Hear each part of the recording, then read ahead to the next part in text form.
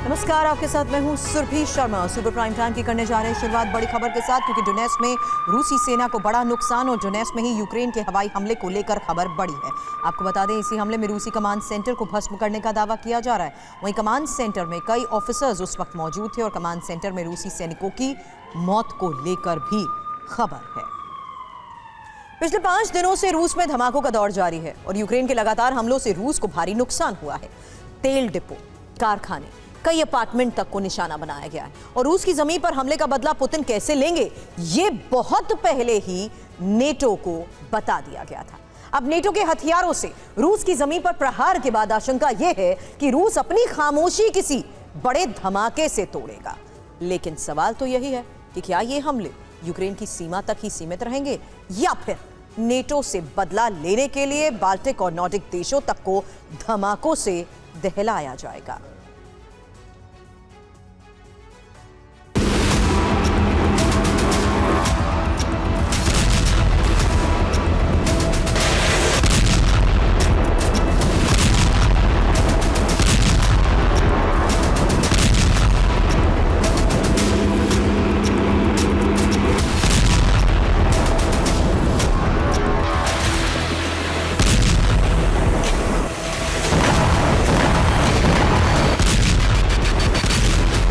रूस की जमीन पर उठने वाली आग की लपटें पूरे यूरोप को जला सकती है।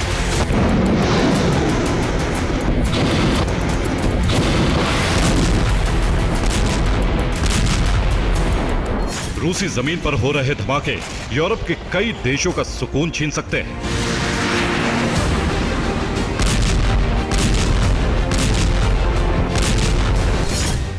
क्योंकि 5 दिनों से लगातार रूस की जमीन पर हमला हो रहा है और पुतिन के क्रोध की ज्वाला को भड़का रहा है।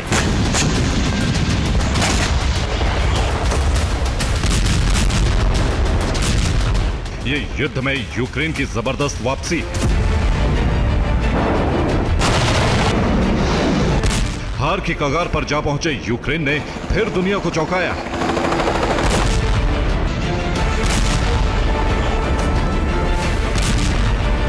डोनेत्स्क और खार्किव समेत कई इलाकों में कमजोर साबित होने के बाद यूक्रेन रूस को इस कदर दहला सकता है, ये किसी ने सोचा भी नहीं था।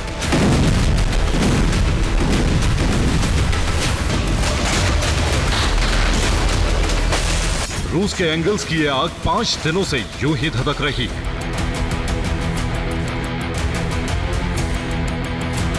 पिछले बुधवार को इसी हमले ने रूस को यूक्रेनी लॉन्ग रेंज ड्रोन के हमले की चेतावनी दी थी और उसके बाद से शुरू हुआ सिलसिला थमने का नाम नहीं ले रहा है।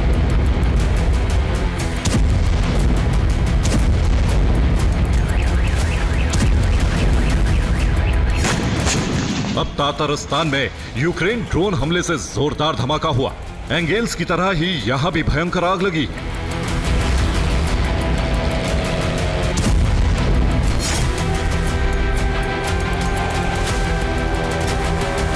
यूक्रेन के एक और हमले ने पुतिन को तिल मिलाकर रख दिया है।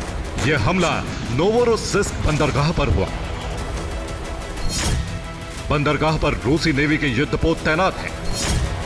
ड्रोन हमले के बाद बंदरगाह पर आग लग गई। नोवोरोसिस्क बंदरगाह पर 7 ड्रोन हमले हुए।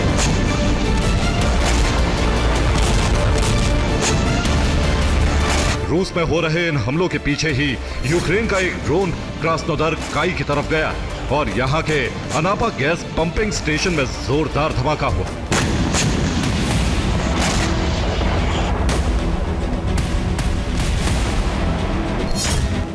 रूस के सारातोव प्रांत का एंगेल्स यूक्रेनी सीमा से 600 किलोमीटर दूर है। तातारिस्तान का तनेको यूक्रेनी सीमा से 1000 किलोमीटर दूर है। नोवोरोसिस्क बंदरगाह से यूक्रेन की दूरी 594 किलोमीटर है। क्रास्नोदर क्राई से यूक्रेन बॉर्डर की दूरी 590 किलोमीटर है।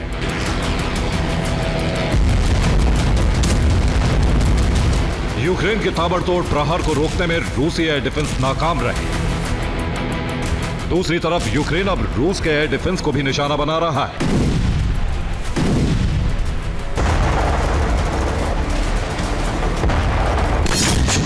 बेलगोरोद में रूसी एयर डिफेंस नष्ट हो गया। वोरोनिश में रूसी एयर डिफेंस भस्म हो गया। कुर्स्क में भी यूक्रेन ने रूस के एक एयर डिफेंस को भस्म कर दिया। हमलों का यह सिलसिला लगातार जारी है। इससे पहले पुतिन के होम टाउन को भी निशाना बनाया गया।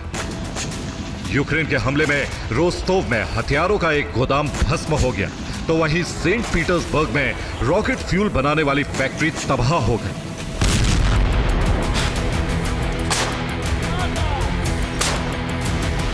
इन हमलों में नाटो का सटीक प्लान साफ नजर आया है। यूक्रेन ने रोस्टोव में पहले ताबड़तोड़ ड्रोन प्रहार किए।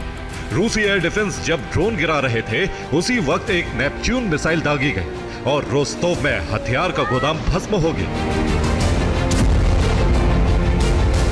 रिपोर्ट के मुताबिक अब खुलासा हुआ है कि रूस में हो रहे हमलों में यूक्रेन की नई शक्ति पेल्को का इस्तेमाल हो रहा है। दावा किया जा रहा है कि पेल्को की रेंज 700 किलोमीटर है। यह 700 किलोमीटर प्रति घंटे की रफ्तार से हमला करेगा। यह 20 किलो से 50 किलो तक वॉरहेड ले जाने में सक्षम है।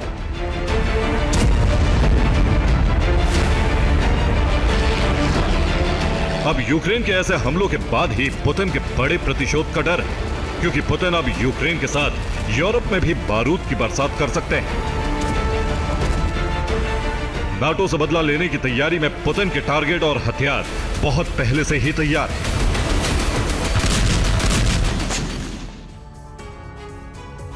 रूस का पहला टारगेट बाल्टिक देश बन सकते हैं, जिसमें लिथुआनिया, लातविया और एस्टोनिया को निशाना बनाया जा सकता है। इसके साथ ही रूस के हमले का दायरा और बड़ा होकर नॉर्डिक देशों तक पहुंच सकता है। रूस के हमले का खतरा नॉर्वे, फिनलैंड और स्वीडन तक हो सकता है। रूस का तीसरा टारगेट पोलैंड, रोमानिया और डेनमार्क जैसे देश भी हो सकते हैं, लेकिन बड़े देशों से बदला लेने के लिए युद्ध का दायरा ब्रिटेन, फ्रांस और जर्मनी तक फैल सकता है, क्योंकि इन्हीं देशों ने यूक्रेन को हथियारों की सप्लाई की है।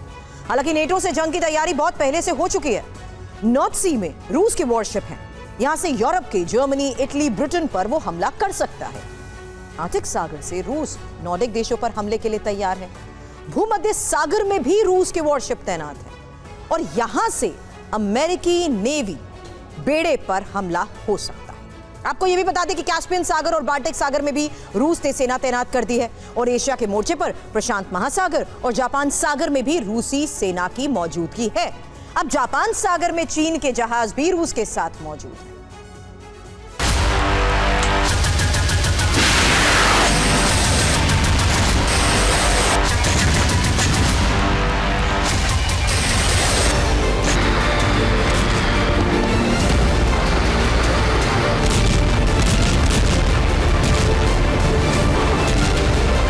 पुतिन का प्रतिशोध कैसा होगा, ये कोई नहीं जानता, लेकिन इतना तो तय है कि पुतिन हर धमाके का बदला जरूर लेंगे।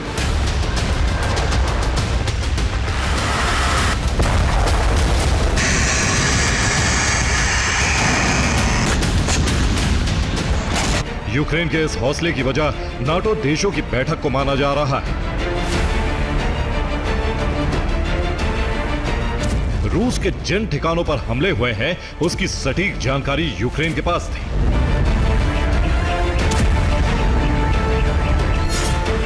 रूस को शक है कि पेक्लोड्रोन नाटो देशों की कोई मिसाइल है। यूक्रेन विदेशी हथियारों को अपना बता रहा है। नेपच्यून मिसाइल से भी रूस पर हमले हो रहे हैं।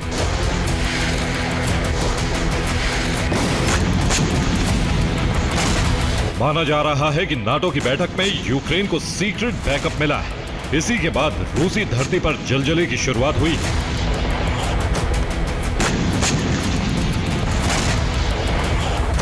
पुतिन के क्रोध का असर अब यूरोप में देखा जा सकता है। लॉन्ग रेंज हथियारों का बदला लेने के लिए पुतिन के पास घातक मिसाइलों की कमी नहीं है।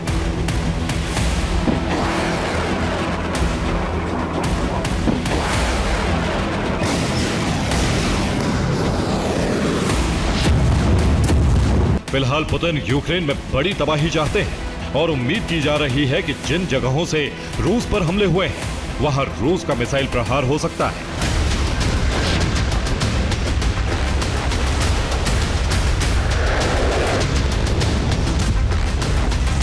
पिछले कई दिनों से रूस ने बाल्टिक से लेकर आर्कटिक तक अपने एटमी बेस को अलर्ट मोड में रखा है। ये नाटो के लिए सीधा संदेश है कि रूस कभी भी परमाणु तबाही लाने के लिए तैयार है।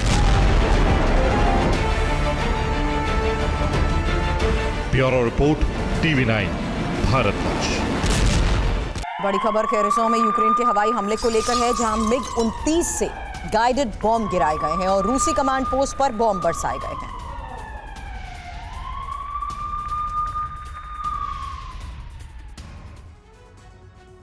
इस बीच एक और बड़ी खबर यह है कि बीती रात पुतिन के आदेश पर रूस की ड्रोन ब्रिगेड ने यूक्रेन पर बड़े हमले को अंजाम दिया। 2 घंटे तक यूक्रेन की अलग अलग शहरों पर ड्रोन दागे गए हैं और इन ड्रोन्स का टारगेट यूक्रेन के रिहायशी इलाके थे। हालांकि हमले के बाद यूक्रेन के कई शहर तो धधक उठे। रूस ने न सिर्फ यूक्रेनी शहरों को हवाई हमले में दहला दिया, बल्कि ग्राउंड फोर्स पर भी बड़े हमलों को अंजाम दिया। अब पुतिन की सेना प्रोकोवस्क के और करीब पहुंच चुकी है और माना यही जा रहा है कि आने वाले हफ्ते में रूस यहां कब्जा कर लेगा। हालांकि इस सफलता के बीच कुर्स्क के मैदान में कुछ ऐसा हुआ है जिससे क्रेमलिन में टेंशन बढ़ गई है। माना तो यही जा रहा है कि इससे ट्रंप की शपथ के बाद पूरी बाजी पलट सकती है।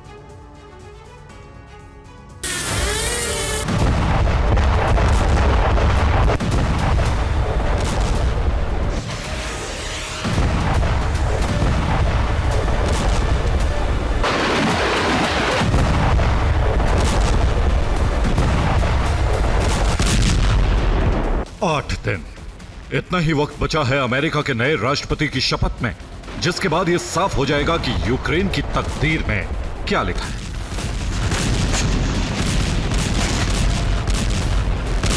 इस प्रश्न से पर्दा उठ जाएगा कि यूक्रेन खंड खंड होगा या फिर और ज्यादा ताकत से लैस होकर रूस के खिलाफ जंग को आगे बढ़ाएगा।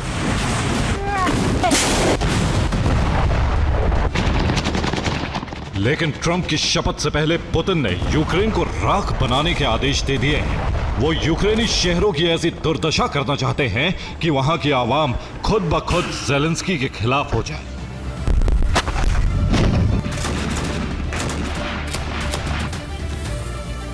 यही वजह है कि रूसी सेना बीते एक हफ्ते से यूक्रेन के शहरों पर ड्रोन हमले कर रही है। हमलों के सिलसिले को जारी रखते हुए रूस ने बीती रात भी यूक्रेनी शहरों को ड्रोन के जरिए दहला दिया।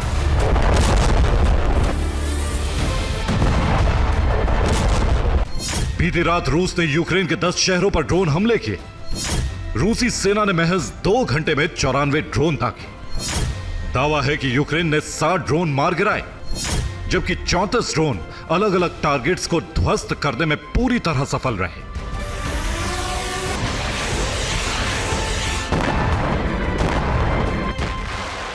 दावा है रूस ने खार्किव में मौजूद एनर्जी इंफ्रास्ट्रक्चर पर 2 ड्रोन दागे, जिसके बाद उसमें आग लग गई। हमले के बाद एक बड़े हिस्से में ब्लैकआउट होने की खबर है।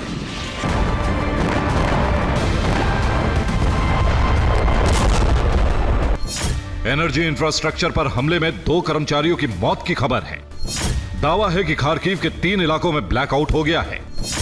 1000 से ज्यादा लोग अंधेरे में रहने के लिए मजबूर हैं।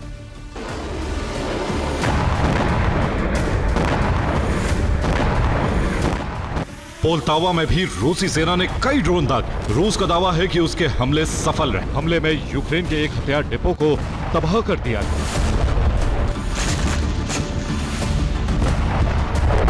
दावा है कि डिपो में पश्चिमी देशों से मिले हथियार मौजूद थे, जिसकी वजह से यहां जोरदार धमाका देखा गया।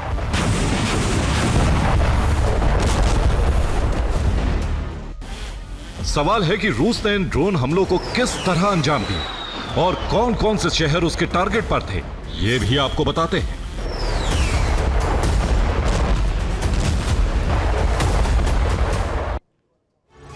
रूस ने यूक्रेन पर बड़ा ड्रोन हमला किया। रूसी एयरफोर्स ने यूक्रेन के शहरों पर 94 ड्रोन दागे। इन ड्रोन्स का लॉन्चिंग पॉइंट रूस का मिलीरोबो, ओरियोल, ब्रयांस्क और कुर्स्क था। यूक्रेन के 10 शहर इन ड्रोन्स के टारगेट पर थे, जिसमें पोल्टावा, सुमी, खार्किव, चर्स्की, चार्निहाइव, कीव, ज़ेपोरोजिया, कोरोवोराद, यहां तक कि ज़ाइटोमिर के साथ साथ डोनेट्स्क भी शामिल है। अब रूसी ड्रोन हमले में सबसे ज्यादा नुकसान खार्किव, सुमी और पोल्टावा में पहुंचा। रूस ने यहां बहुमंजिला इमारतों, यहां तक कि रिहायशी मकान, एनर्जी इंफ्रास्ट्रक्चर और हथियार डिपो को भी टारगेट किया।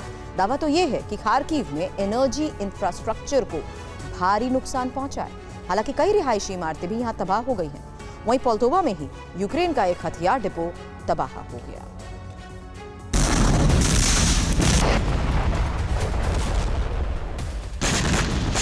रूसी सेना ने न सिर्फ ड्रोन हमलों के जरिए यूक्रेन को दहलाया, बल्कि पूर्वी यूक्रेन में मौजूद ग्राउंड फोर्स ने भी यूक्रेनी सेना पर बड़ा हमला किया है।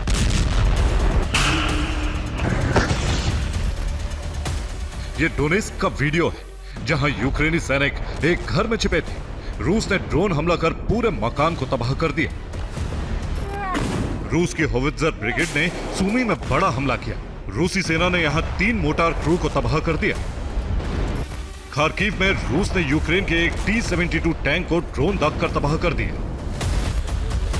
कुराखोव में रूसी सैनिकों के सामने 16 यूक्रेनी जवानों ने सरेंडर कर दिया है।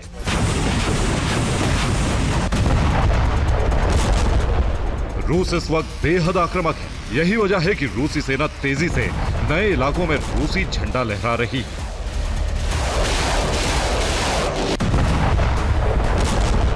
ये यूक्रेन के शेवचेंको का वीडियो है।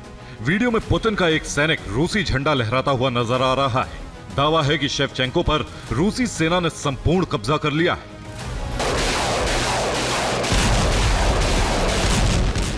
शेवचेंको पर कब्जे के बाद ज़ेलेंस्की की टेंशन बढ़ गई है, जिसकी वजह शेवचेंको का पोक्रोवस्क के करीब मौजूद होना है।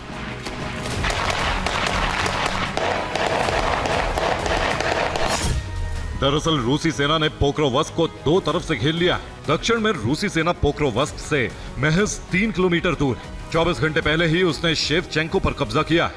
वहीं पूर्वी दिशा में रूसी सेना पोक्रोवस्क से महज 1.5 किलोमीटर दूर डेरा डालकर बैठी। माना जा रहा है कि रूस पोक्रोवस्क में दक्षिणी और पूर्वी दिशा से घुसने की तैयारी में है, ताकि यूक्रेनी आर्मी को डिफेंस का कोई मौका न मिल सके।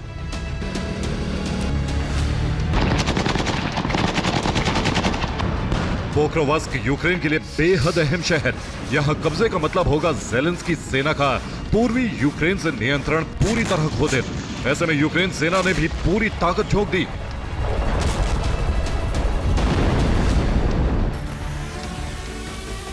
ये पोक्रोवस्क का वीडियो है, जहां यूक्रेन ने रूसी सैनिकों से भरी मिलिट्री कार पर FPV ड्रोन से हमला किया। ये वीडियो डोनेस्क का बताया जा रहा है, जहां यूक्रेन ने ट्रेंच में छिपे रूसी सैनिक पर ड्रोन से हमला कर उसे खत्म कर दिया। ज़ेलेंस्की सेना न सिर्फ यूक्रेन में हमले कर रही है, बल्कि कुर्स्क में भी उसे एक बड़ी कामयाबी हाथ नहीं लगी।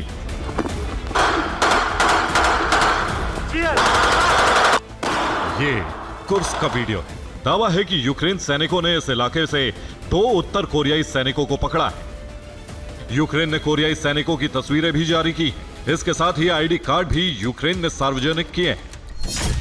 कोरियाई सैनिकों का पकड़ा जाना यूक्रेन के लिए बड़ी कामयाबी माना जा रहा है। माना जा रहा है कि यूक्रेन उत्तर कोरियाई कैदियों को ट्रंप सरकार के सामने पेश कर सकता है, ताकि रूस को किम की मदद मिलने वाले दावे सच साबित किए जा सके। इसके जरिए ज़ेलेंस्की ट्रंप से हथियारों की मदद जारी रखने की मांग कर सकते हैं।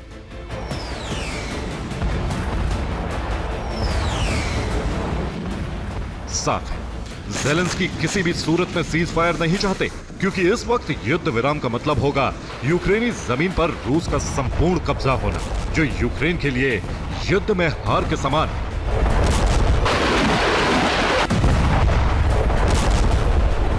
Bureau report, TV9 Bharatvarsh.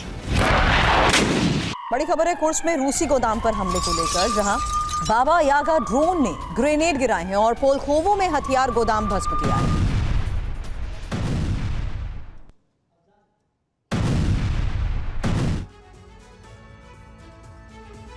Ukraine रूस के इस युद्ध में जंग के हालात जीत हार या बढ़त बनाने तक सीमित नहीं रहे, बल्कि स्थिति पूरी तरीके से बदल चुकी है।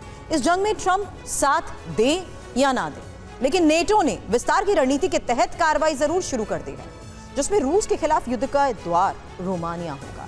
और ये कोई अनुमान भी नहीं है, बल्कि वास्तविक तैयारी है। नेटो ने जंग में उतरने के संकेत दे दिए हैं।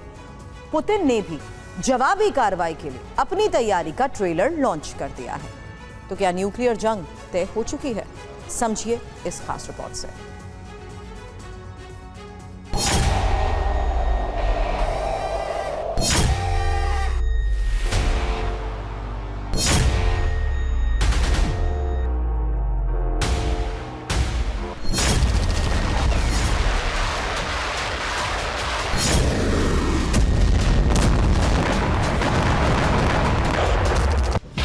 नाटो ने संकेत दिया, नया वॉर फ्रंट रोमानिया।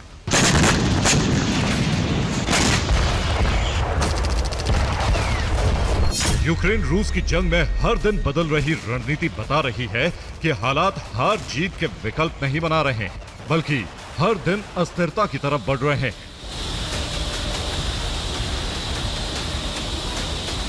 70% यूक्रेन बारूदी विनाश की भेंट चढ़ चुका है, जबकि रूस के सीमावर्ती क्षेत्रों में भी ऐसी ही स्थिति बन गई है। वहीं रूस के केंद्र में भी धमाकों के डर से माहौल बदल गया। हालांकि ट्रंप एक उम्मीद की किरण है, लेकिन ट्रंप काल के सूर्योदय से पहले कब क्या हो जाए किसी को नहीं पता।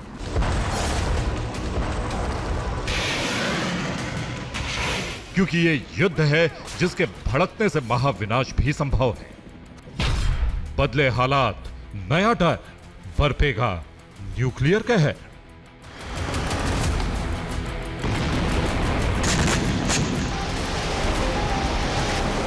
दरअसल इस समय रूस यूक्रेन के युद्ध में स्थिति असमंजस वाली है। हालांकि युद्ध अब भी रूस और यूक्रेन के बीच जारी है, लेकिन इस जंग को दूसरी ताकतें भड़काने पर तुल गई है। रूसी सेना पूर्वी यूक्रेन पर हावी है, तो यूक्रेनी सेना ने कुर्स्क में पोजीशन ली है। इसीलिए पश्चिमी रूस और पूर्वी यूक्रेन जल रहे हैं। लेकिन यूक्रेन के लिए रणनीतिक मोर्चा नाटो संभाल रहा है।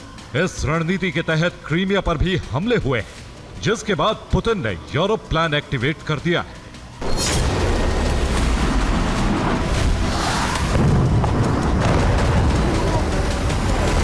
हालांकि यूरोप पर रूस ने कोई सैन्य कार्रवाई नहीं की। मुमकिन है कि ट्रंप के सत्तासीन होने और उनके फैसले का इंतजार पुतिन को हो, लेकिन पुतिन के यूरोप प्लान ने नाटो देशों पर युद्ध के बादल गहरा दिए हैं। इसलिए बाइडेन के यूरोप के लिए तैयार किए गए ब्लूप्रिंट ने आशंका की बिजली गिराकर युद्ध की चिंगारी सुलगा दी, जिससे पुतिन भड़क गए। क्योंकि बाइडेन के युद्ध प्लान के तहत नाटो सेना को जंग के लिए न सिर्फ तैयार किया जा रहा है, बल्कि सदस्य देशों में बेस और सैनिकों की संख्या में भी इजाफा किया जा रहा है। और इसकी शुरुआत हो रही है रोमानिया से। रोमानिया में अब तक नाटो का सिर्फ एक बेस है। इस बेस में नाटो की इन्फेंट्री की तैनाती की गई थी, लेकिन अब रोमानिया का एयरबेस भी नाटो को सौंप दिया गया है, जिसमें नाटो ने युद्ध की तैयारी के तहत निर्माण शुरू कर दिया है। इस बेस में न्यूक्लियर बॉम्बर के लिए भी हैंगर बनाए जा रहे हैं। और सबसे ज्यादा चौंकाने वाली बात यह है कि जिस MK एयरबेस को नाटो को सौंपा गया है, वो काला सागर के तट पर है। इसका सीधा मतलब यह है कि रोमानिया में नाटो को एक ऐसी जगह मिल गई है जहां से रूस के खिलाफ सीधे युद्ध छेड़ा जा सकता है। हालांकि रोमानिया और अमेरिका ने नाटो के बेस विस्तार के लिए समय गलत चुना है, क्योंकि यूक्रेन के युद्ध में नाटो देशों की गिरी अर्थव्यवस्था ने देश के अंदर ही बगावत को बुलंद कर दिया है। और यह समय दोनों देशों के लिए सत्ता परिवर्तन का है, जिसमें एक पक्ष युद्ध जारी रखना चाहता है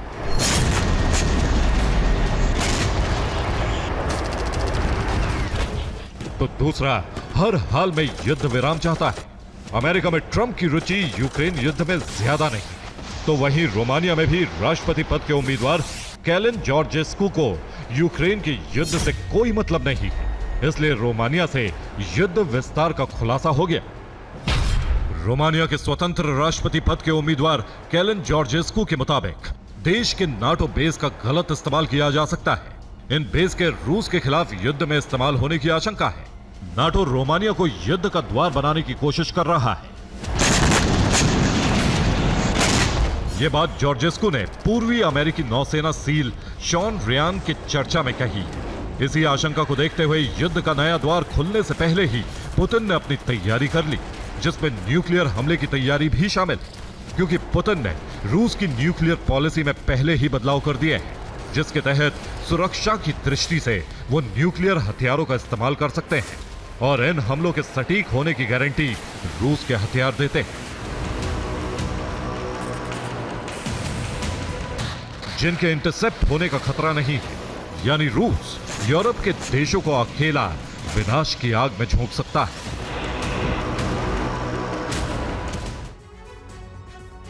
और बात यूरोप समेत नेटो देशों को विनाश की अग्नि में झोंकने की, तो पुतिन के पास पहला हथियार और रेशनिक IRBM, जिसकी गति 10 मार्च है और ये 6 वॉरहेड एक साथ ले भी जा सकती है। ये न्यूक्लियर अटैक करने में भी सक्षम है। दूसरा हथियार किंजल है, ये भी बैलिस्टिक मिसाइल है, इसकी गति भी 10 मार्च है और न्यूक्लियर वॉरहेड के साथ विनाश लाने में ये भी सक्षम है। हालांकि पुतिन के जखीरे में KH-95 क्रूज मिसाइल भी है, जिसकी गति 10 मार्च है और ये न्यूक्लियर अटैक करने में सक्षम है। वहीं ज़िरकॉन क्रूज मिसाइल भी यूरोपियन देशों पर न्यूक्लियर कहर बरपाने में सक्षम है। इसके अलावा विम्पल R-37 घातक हथियार, ये मिड क्रूज मिसाइल, जिसकी गति 6 मार्च है और ये भी न्यूक्लियर हमले में सक्षम है। जबकि रूस के पास अवंगार्ड जैसा शक्तिशाली बैलिस्टिक हेवी ग्लाइडिंग व्हीकल भी है, जिसकी गति 27 मार्च है और ये एक रणनीतिक हथियार है जो न्यूक्लियर हमले में भी सक्षम है। अब अवंगार्ड का इस्तेमाल सरमिट मिसाइल के साथ बेहद घातक हो सकता है, क्योंकि ये मिसाइल रूस की सबसे बड़ी बैलिस्टिक मिसाइल है जो एक साथ 16 वॉरहेड ढोने में सक्षम है। ये मिसाइल थर्मोन्यूक्लियर हमले में भी सक्षम है, यानी ये वो हथियार है जिन्हें रोक पाना नामुमकिन है।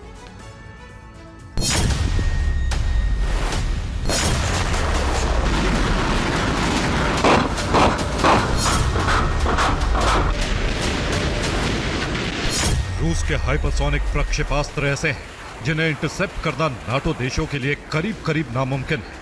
वहीं कुछ प्रक्षेपास्त्र ऐसे हैं जिनकी क्षमता इतनी ज्यादा बढ़ सकती है जो मिनटों में अमेरिका के अंदर न्यूक्लियर सुनामी ला सकते हैं।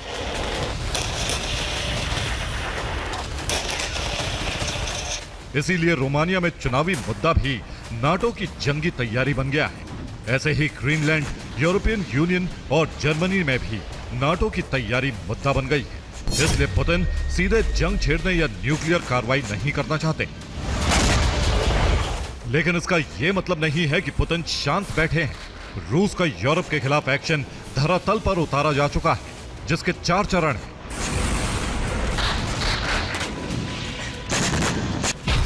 इनमें पहला चरण नाटो देशों पर एजेंट्स के जरिए हमले है। दूसरा चरण नाटो देशों के इंफ्रास्ट्रक्चर पर अटैक है। तीसरा चरण नाटो देशों में लोन वुल्फ या आत्मघाती हमले हैं। और चौथा चरण है नाटो के खिलाफ वृहद स्तर पर युद्ध।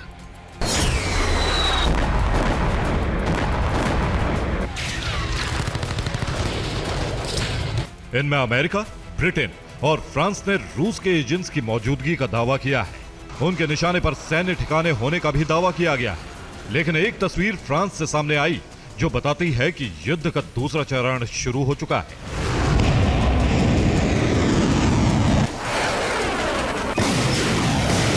यह वीडियो फ्रांस के स्ट्रासबर्ग का है, जहां 2 ट्रेन की टक्कर हो गई। इस हादसे में यात्री ट्रेन के अंदर फंस गए, जिन्हें दरवाजे तोड़कर निकाला गया है।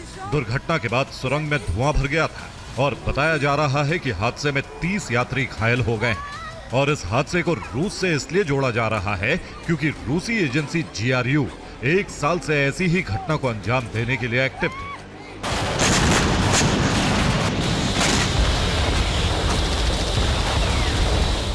जिसका मतलब है कि रूस ने यूरोप के खिलाफ युद्ध का दूसरा चरण शुरू कर दिया है। और अगर रोमानिया से युद्ध का मुहाना खुला तो चौथे चरण तक पहुंचने में जरा भी देर नहीं लगेगी। Bureau report, TV9 Bharatvarsh.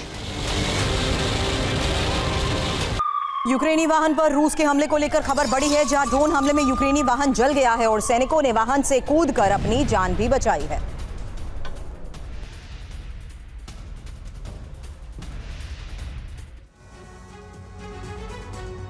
लाल सागर की लड़ाई 180 डिग्री बदल गई है। हुती ने अब जो कुछ किया है उससे अरब में विनाश का नया बवंडर आ सकता है। हुती ने इस बार लाल सागर में तैनात अमेरिका के एयरक्राफ्ट कैरियर पर ही धमाका कर दिया। इससे भड़के अमेरिका ने हुती के संहार और का अभियान शुरू कर दिया है। अमेरिका उस ठिकाने को जला रहा है जो हुती से जुड़ा हुआ है। सवाल यही है कि क्या हमास और हिजबुल्लाह के बाद अब हुती की समाप्ति होने जा रही है?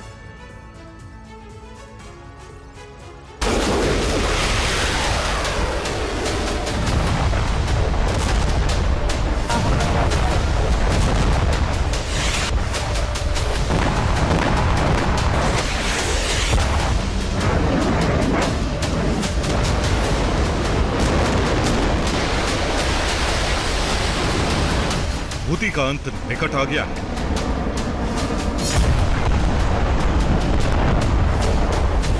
इजराइल, अमेरिका और ब्रिटेन ने हूती की समाप्ति के लिए अब तक का सबसे बड़ा सैन्य अभियान लॉन्च कर दिया है।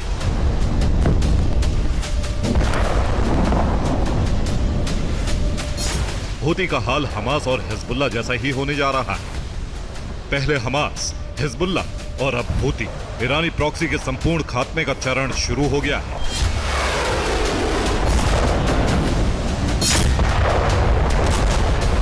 हूती के अस्तित्व पर उस वक्त सबसे बड़ा संकट मंडराने लगा जब उसने लाल सागर में अमेरिकी एयरक्राफ्ट कैरियर हैरी ट्रूमैन पर हमला किया। हूती के प्रवक्ता याहिया सारी ने बयान जारी कर कहा कि हूती के लड़ाकों ने अमेरिकी एयरक्राफ्ट कैरियर हैरी ट्रूमैन को कई मिसाइलों से टारगेट किया। यह 5वीं बार है जब लाल सागर में हूती ने अमेरिकी एयरक्राफ्ट कैरियर पर आक्रमण किया। इस हमले से भड़के अमेरिका ने 2 दिन में दूसरी बार बमबारी की। यमन में हूती से जुड़े गैस स्टेशन पर कई राउंड बमबारी की गई। हमले में 60 से ज्यादा लोगों की मौत हो गई।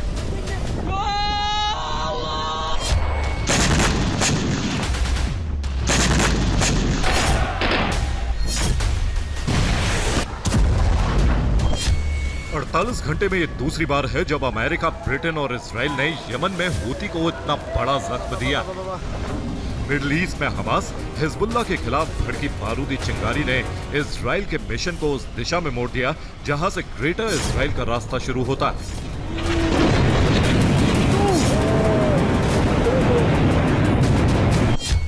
और ये रास्ता इजराइल के गौरवशाली अतीत को दोबारा हासिल करने का ही नहीं है, बल्कि यही रास्ता अमेरिका के उपनिवेश तैयार कर सकता है।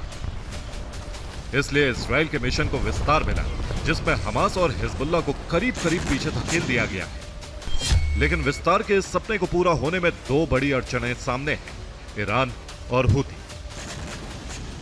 इसमें ईरान की भूमिका इजराइल के साथ अदावत के बारूदी मोर्चे पर सीधी है, तो वहीं दूसरी तरफ अपने प्रॉक्सी के जरिए भी ईरान जंग में शामिल है।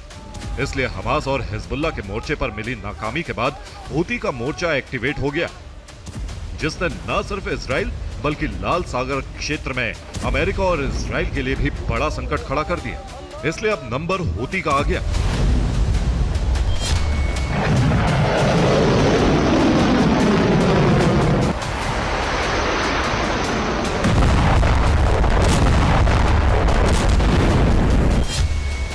ये 11 जनवरी की तस्वीरें जो हूती के खिलाफ बड़े बारूदी ऑपरेशन की पुष्टि भी करती हैं।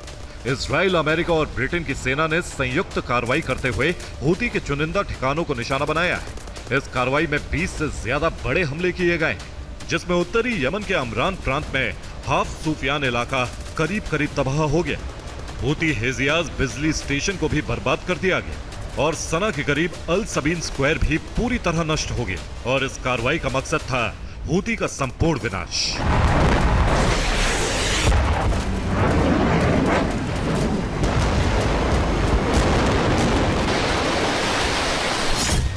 ये हूती पर अब तक की सबसे बड़ी कार्रवाई है, जिसमें न सिर्फ हूती की हथियार फैक्ट्री, हथियार डिपो, बल्कि उन क्षेत्रों को भी निशाना बनाया गया है जहां हूती का लॉन्च पैड और सप्लाई लाइन है।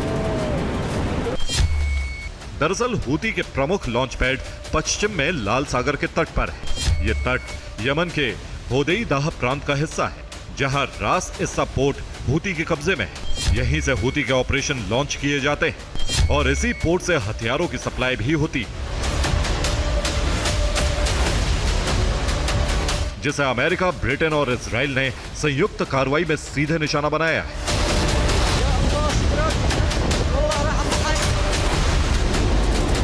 लेकिन इस कार्रवाई का मकसद क्या है? लाल सागर क्षेत्र में हूती का दबदबा खत्म करना, इजराइल पर जारी हमले रोकना, इजराइल के विस्तार कार्यक्रम को आगे बढ़ाना, या फिर मिडिल ईस्ट के मुख्य किरदार ईरान को टारगेट पर लेना? प्रश्न कई हैं और सभी प्रश्नों का जवाब है हाँ।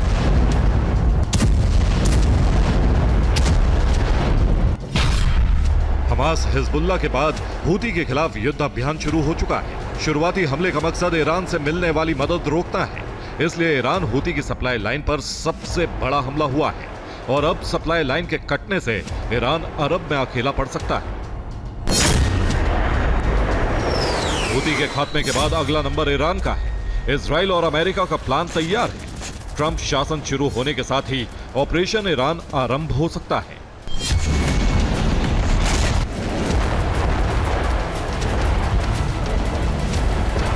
ये युद्ध होगा जिससे अरब का समीकरण पूरी तरह से बदल जाएगा। Bureau report, TV9 Bharat.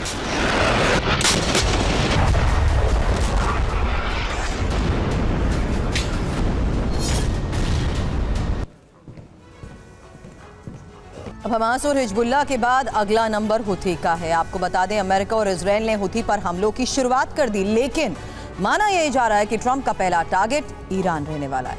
Trump Iran के एटमी मिशन को रोकने के लिए बड़े फैसले भी ले सकते हैं और यही वजह है कि ईरान ने युद्धाभ्यास की शुरुआत भी कर दी है। अब ईरान ने दुनिया को अपनी ताकत दिखाई है। हालांकि माना तो यही जा रहा है कि अमेरिका का ईरान पर हमला पूरी दुनिया को मुसीबत में भी डाल सकता है।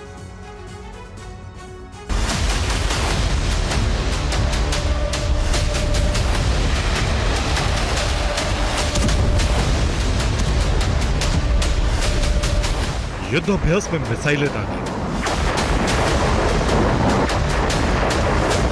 दुश्मन की मिसाइलों को गिराने का अभ्यास किया गया।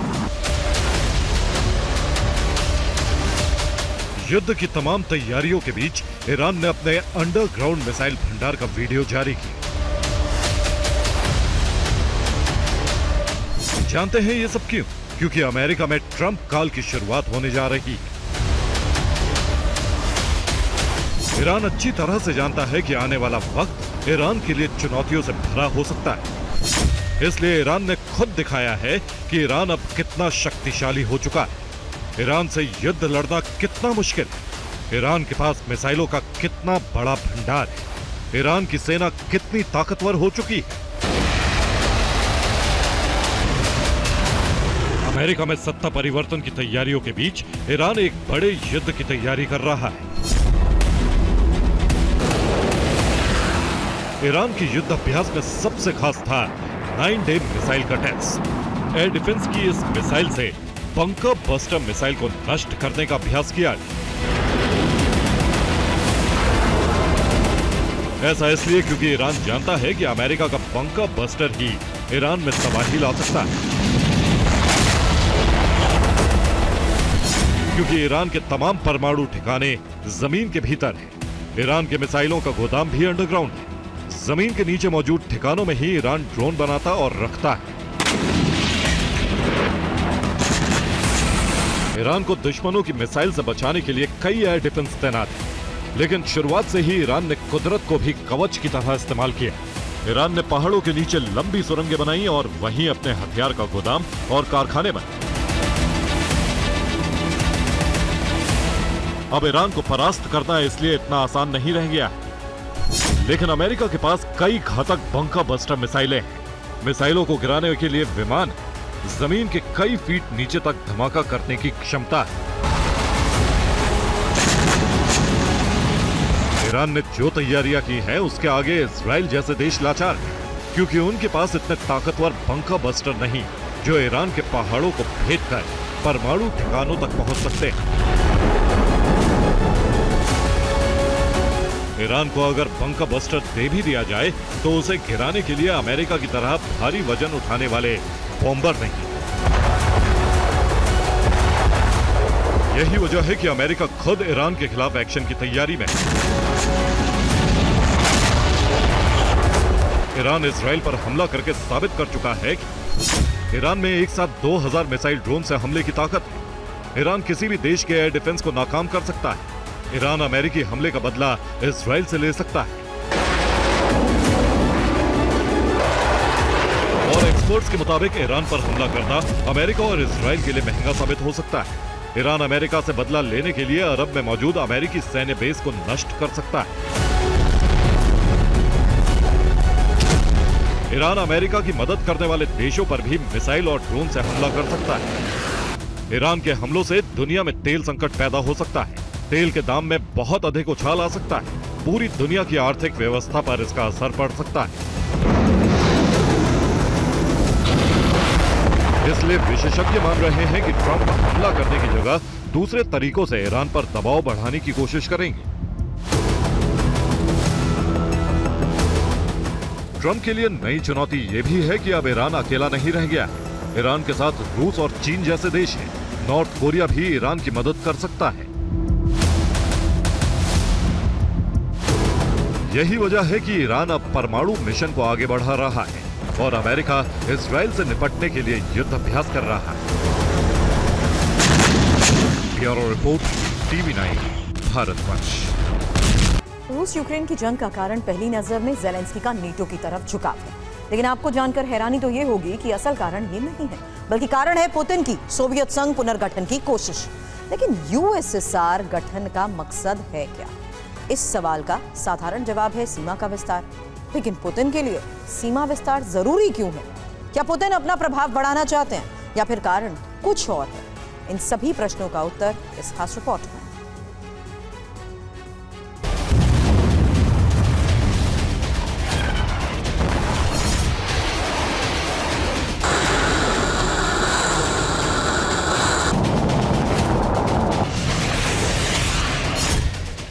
रूस नाटो की तकरार, कारण खनिज का भंडार।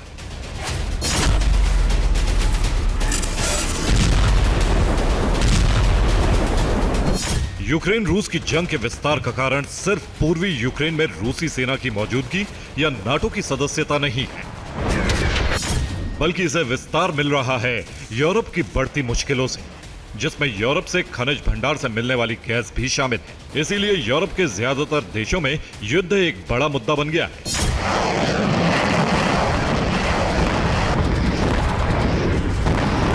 यूक्रेन को मदद देने पर कई देशों में सियासी घमासान शुरू हो गया है, जिनमें जर्मनी भी शामिल है। यही वो मुद्दा है जिसके कारण शोल्स ने बहुमत खो दिया है और इसी मुद्दे पर जर्मन चांसलर पद के उम्मीदवार एलिस वीडेल चुनाव में जीत का दावा कर रहे हैं।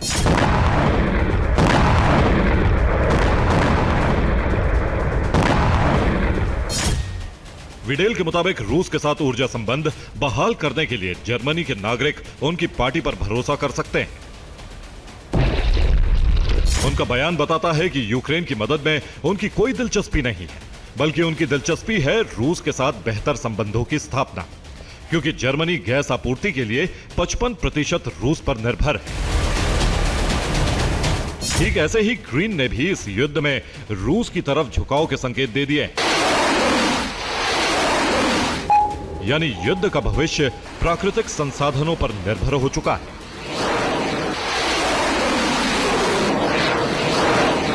लेकिन इसका दूसरा पक्ष यह भी है कि इन्हीं प्राकृतिक खनिज संसाधनों के लिए रूस और नाटो नए संघर्ष में उतर सकते हैं, क्योंकि पुतिन की रणनीति में डोनबास वो क्षेत्र है जो न सिर्फ यूक्रेन बल्कि दुनिया के लिए भी अहम है।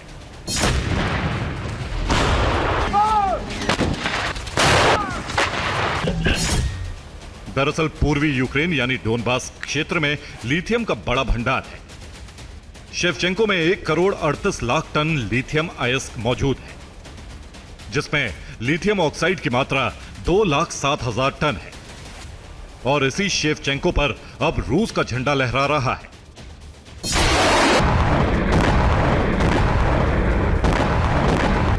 जिसका सीधा मतलब है कि यूरोप एक ऐसा खजाना खो चुका है जो भविष्य की हरित ऊर्जा क्रांति के लिए अहम था। इसलिए नाटो इस जंग को विस्तार देने की तैयारी कर रहा है। इजराइल के प्रधानमंत्री बेंजामिन नेतन्याहू एक नई और बड़ी मुश्किल में फंस गए हैं।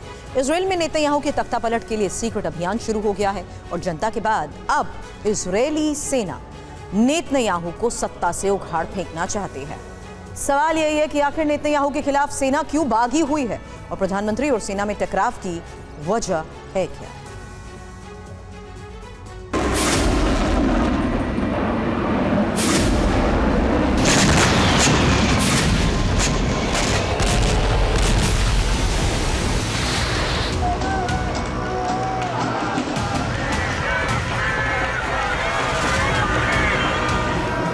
इजराइल में तख्तापलट हो सकता है, नेतन्याहू और उनकी सरकार का पैकअप हो सकता है।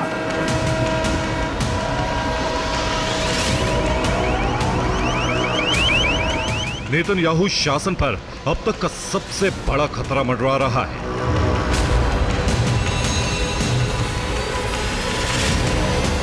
नेतन्याहू का तख्तापलट जनता नहीं बल्कि उनकी सेना ही कर सकती है। वही सेना जो एक साथ कई मोर्चों पर जंग लड़ रही है।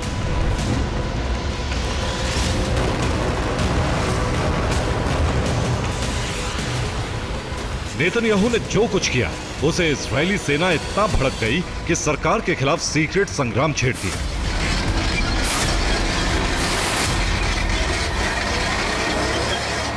इस वक्त इस्राएल में नेतन्याहू और उनकी सेना एक दूसरे के खिलाफ खड़ी है।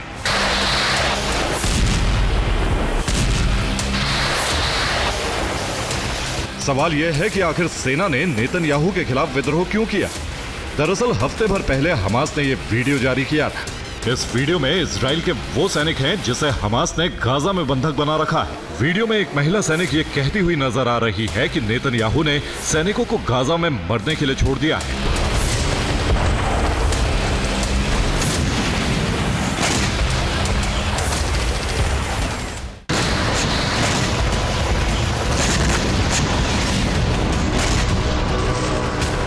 इस वीडियो के बाद से ही नेतन्याहू के खिलाफ सैनिकों और उनके परिवारों का क्रोध बढ़ने लगा। इसी बीच नेतन्याहू ने सेना में कई फेरबदल कर दिए। इससे भी आईडीएफ के अफसर भड़क गए। लेकिन सेना ने नेतन्याहू के खिलाफ संग्राम तब छेड़ा जब नेतन्याहू ने एक बयान जारी कर अपनी ही सेना और सैन्य अधिकारियों पर संगीन इल्जाम लगा दिए। नेतन्याहू ने कहा था कि मैं इजराइल का प्रधानमंत्री, देश की सुरक्षा से जुड़े दस्तावेज मुझ तक पहुंचने चाहिए, लेकिन आजकल कई महत्वपूर्ण जानकारी मुझ तक नहीं पहुंच रही है।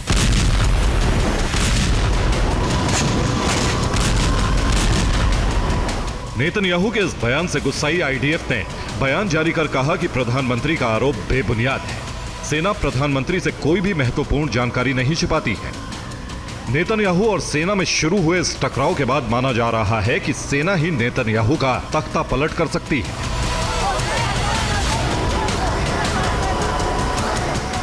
जनता नेतन्याहू से पहले ही नाराज है। इसी नाराजगी के कारण तेल अवीव में लगातार विरोध प्रदर्शन हो रहे हैं।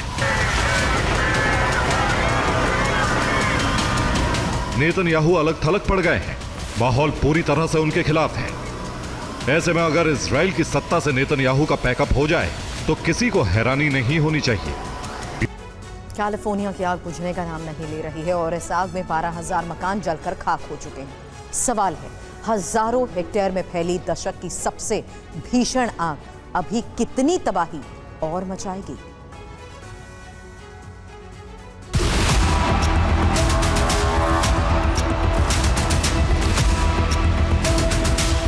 लॉस एंजलिस का आसमान आग के धुएं से काला हो गया है। आसमान से राख बरस रही है और यहां मौजूद लोगों का दिल दहल रहा है। 7 जनवरी को कैलिफोर्निया के जंगलों में आग का भड़कना शुरू हुआ था, जो 5 दिन बाद इतनी ज्यादा फैल चुकी है कि दुनिया का सबसे शक्तिशाली मुल्क इस अग्नि तांडव के सामने बेबस हो चुका है। यह ब्रेंटवुड का वीडियो है। जंगलों के बीच बना यह आलीशान मकान धू-धू कर जल रहा है। आसमान से इस पर हजारों गैलन पानी एक साथ गिराया जाता है, लेकिन इसके बाद भी मकान की आग शांत नहीं होती। जंगलों में लगी आग लॉस एंजलिस से आगे बढ़कर अब पास में मौजूद ब्रेंटवुड शहर तक पहुंच चुकी है, जिसे रोकने के लिए अमेरिकी सेना तक की मदद ली जा रही है। लेकिन अग्नि तांडव शांत होने का नाम नहीं ले रहा। यह वीडियो भी ब्रेंटवुड का है। वीडियो में देखा जा सकता है एयरक्राफ्ट से जिस गुलाबी केमिकल को गिराया गया है वो एक अग्नि रोधक केमिकल है। 50,000 गैलन से ज्यादा केमिकल अभी तक गिराया जा चुका है, लेकिन आग पर इसका कोई असर नहीं हो रहा। ब्रेंटवुड में बास्केटबॉल खिलाड़ी लेब्रॉन जेम्स का घर है। वहीं हॉलीवुड स्टार आर्नोल्ड श्वार्ज़नेगर का भी यहां घर मौजूद है।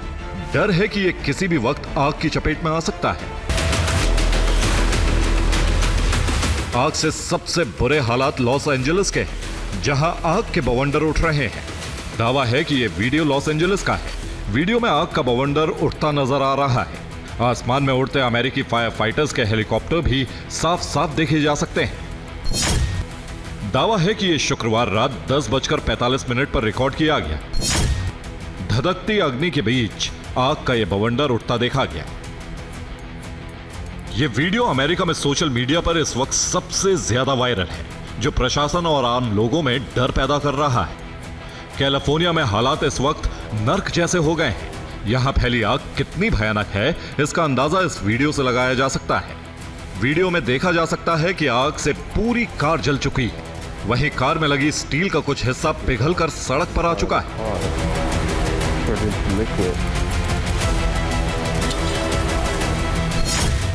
कैलिफोर्निया की आग में 12,000 रिहायशी मकान जलकर खाक हो चुके हैं। 57,000 मकान अगले कुछ दिनों में आग की चपेट में आ सकते हैं।